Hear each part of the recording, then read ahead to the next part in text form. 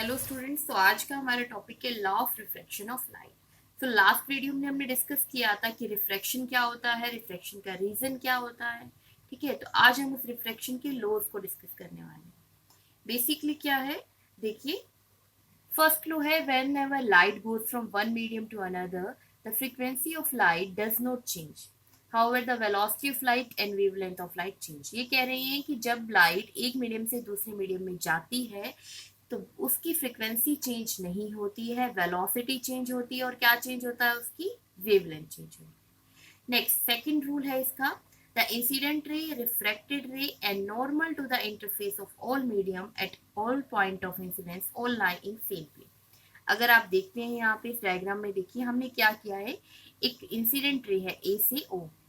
ठीक है, वो इस बाउंड्री, ये बाउंड्री किसकी मीडियम की है, अगर हम मान लें कि ऊपर हमारा मीडियम क्या है, 1 है, नीचे हमारा मीडियम क्या है, 2 है, तो हमने एक लाइट को क्या किया, यहाँ पे स्ट्राइक किया है। जब ये इस पॉइंट पे स्ट्राइक होती है तो हमने नॉर्मल के साथ इंसिडेंट रे का एंगल को क्या कंसीडर किया है, angle of incidence. And second medium में जब ये लाइट रिफ्रैक्ट हो जाती है तो नॉर्मल के साथ रिफ्रैक्टेड रे का एंगल कितना हो जाएगा, एंगल ऑफ रिफ्रैक्शन। तो बेसिकली अगर आप देखें, incident ray, refracted ray and normal, अगर हम इसे एक प्लेन में ड्रॉ करें तो ये किस में आ गए, सारे के सारे एक प्लेन के अंदर आ जाते हैं। प्लेन बेसिकली कैसे, अगर आप कोऑर्डिनेट एक्सिस वाइज लेंगे तो क्या हो गया, एक्स और वाई। अब ये अगर समथिंग इस टाइप का बना दें हम, तो यहाँ भी तो कुछ इसी टाइप का बन रहा है। तो इंसिडेंट, रिफ्रैक्टेड एंड नॉर्मल सारे के सारे एक ही प्लेन में आ गए। ये हमारा क्या था, सेकंड रूल था। हाँ जी। नेक्स्ट, तो move on to the third rule. The third rule is the product of refractive index and sine of angle of incidence at a point in a medium is constant. Basically कह रहे हैं कि refractive index, जिसको हम नीटा से denote करते हैं, और काफी सारी बुक्स में आपको नीटा की जगह म्यू भी, समथिंग ऐसा सिंबल भी लिखा हुआ मिल सकता है। डिपेंड करता है आप किस टाइप, कौन सी बुक यूज करें, एनसीईआरटी यूज करें, प्रदीप यूज करें, या फिर कोई समवर अनदर बुक। हाँ जी।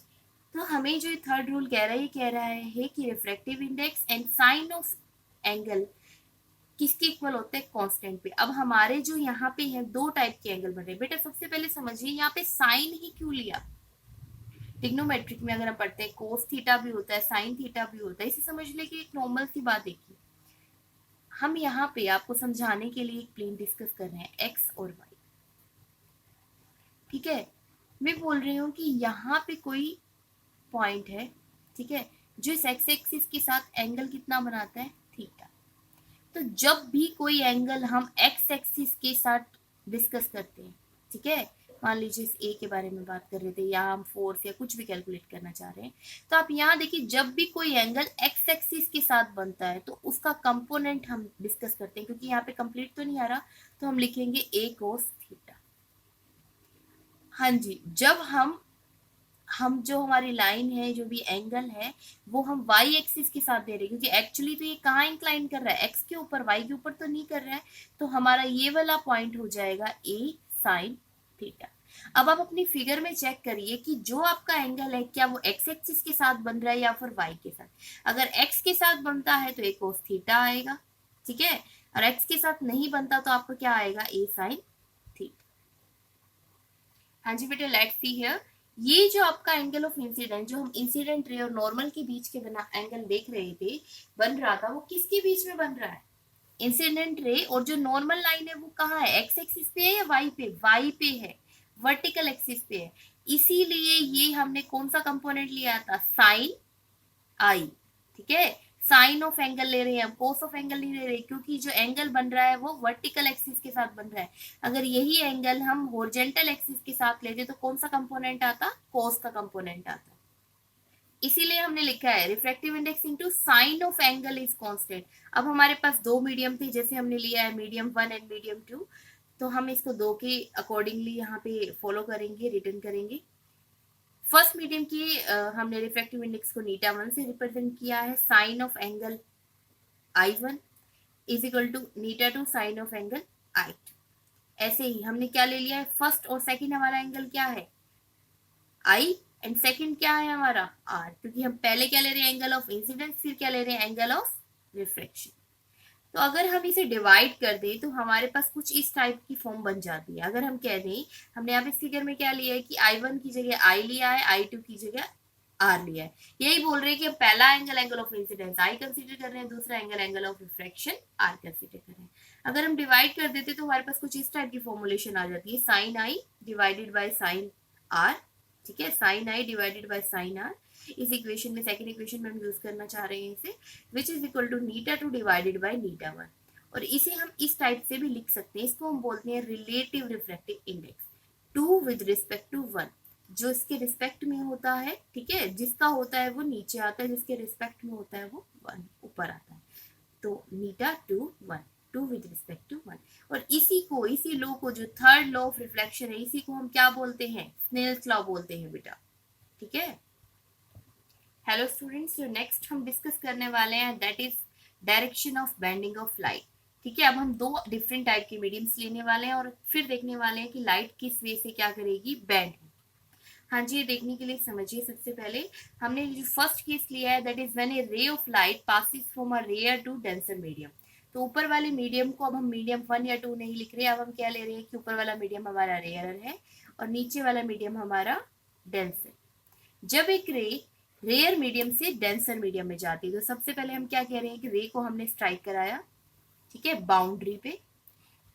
ये हमारे पास क्या है, normal line N N dash. Incident ray का नॉर्मल के साथ एंगल को हम क्या बोलेंगे, एंगल ऑफ इंसिडेंस। अब इसके हमें डिस्कस करना है कि अब क्या होगा जब एक लाइन रेयर से डेंसर के बीच में। क्लियर है? हाँ जी बेटा, देखिए सबसे पहले आपको एक चीज अपने माइंड में फिक्स रख लेनी है, डायग्राम बनाते हुए आप ये ड्रॉ भी कर सकते हैं कि जैसे ये लाइट आई है वैसे ये लाइट आगे प्रोपगेट नहीं करेगी। इसीलिए नहीं कर रही, इसीलिए हम इसे किससे शो कर रहे हैं, डॉटेड लाइन से शो कर रहे हैं। हाँ जी, तो कैसे प्रोपगेट करेगी, इसको याद करने के लिए एक छोटी सी ट्रिक है, होपफुली आपको याद हो जाए। देखिए, डॉक्टर के पास जाना क्या सबको पसंद होता है, नहीं होता है। डॉक्टर के पास कोई जाना नहीं चाहता, ठीक है। तो पहले याद करिए क्या है। हाँ जी, देखिए हम यहाँ लिख देते हैं D to R। D represent कर रहा है डेंसर मीडियम को, R रिप्रेजेंट कर रहा है रेयर मीडियम को। एक छोटी सी ट्रिक आप याद करिए, अगर आपकी रे डेंसर से रेयर में जा रही है डॉक्टर के पास, तो हम डॉक्टर से क्या करते हैं, दूर भागना पसंद करते हैं, हम जाना नहीं चाहते डॉक्टर के पास। तो हमारी रे भी ऐसा ही बिहेव करेगी, गोज अवे फ्रॉम। अब यहां पे इससे दूर जाने के लिए क्या है, अवे फ्रॉम नॉर्मल, ठीक है। और अगर इससे अपोजिट केस है, क्योंकि हमें एक ही केस याद रखना है, अपोजिट हम रिवर्स कंसिडर कर लेंगे। डॉक्टर के पास जाना हम पसंद नहीं करते, इससे उल्टा अगर हमारी रे कैसे जाए, रेयर से डेंसर में जाएगी, तो वो अवे जाने की जगह क्या जाएगी, टूवर्ड्स द नॉर्मल, पास चली जाएगी। ठीक है, क्लियर है इतना? हाँ जी स्टूडेंट्स, देख लें यहाँ रिटर्न है ऑलरेडी। जब भी आपकी रे रेयर से डेंसर मीडियम में जाएगी तो वो कहाँ जाएगी, टूवर्ड्स द नॉर्मल। तो यहाँ पे नॉर्मल लाइन क्या है, ये वाली लाइन है। तो ये लाइन जब ट्रेवल की रेयर से डेंसर में, तो ये इसने ऐसे एग्जैक्टली जिस पाथ से ये आ रही थी, इस पाथ से तो इसने ट्रेवल करना नहीं है, प्रोपिगेट करना नहीं है। तो ये लाइन कहाँ बेंड हो जाएगी, मान लीजिए ये लाइन जो आई थी, ये लाइन कहाँ बेंड होगी, आपकी ये लाइन जो थी ये आपकी नॉर्मल की तरफ क्या हो जाएगी, ऐसे बेंड हो जाएगी। तो ये समथिंग लाइक दिस,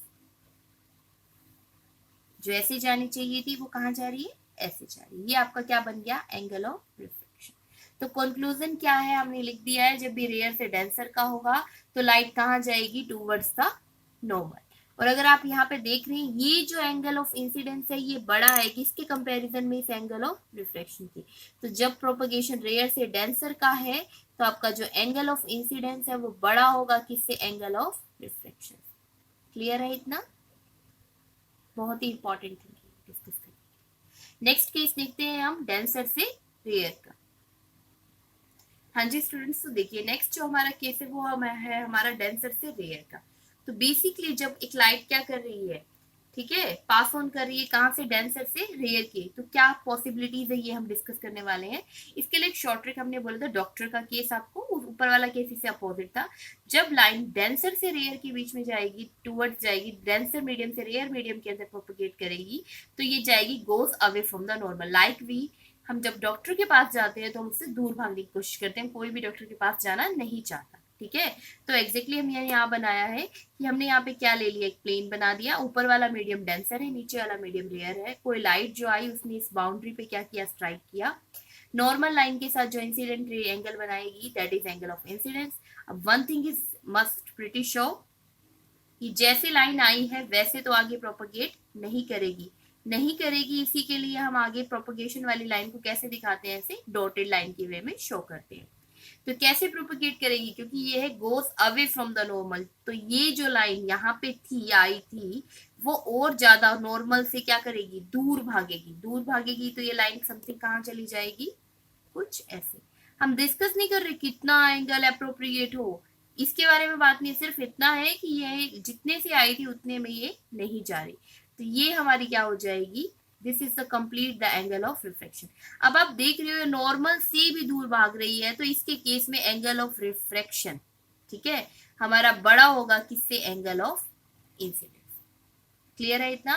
तो अभी हमने दो केसेस के बारे में डिस्कस किया है, डेंसर से रेयर एंड रेयर से डेंसर। जब भी हम डेंसर से रेयर का केस देख रहे हैं, डॉक्टर वाला केस देखेंगे, हमारी लाइन जो है नॉर्मल से क्या करेगी, दूर भागेगी। इससे अपोजिट अगर हम रेयर से डेंसर का केस देखते हैं यहाँ पे, तो हमारी लाइन क्या करती है, टूवर्ड्स द नॉर्मल, ये नॉर्मल की तरफ क्या हो जाती है, बेंड हो जाती है।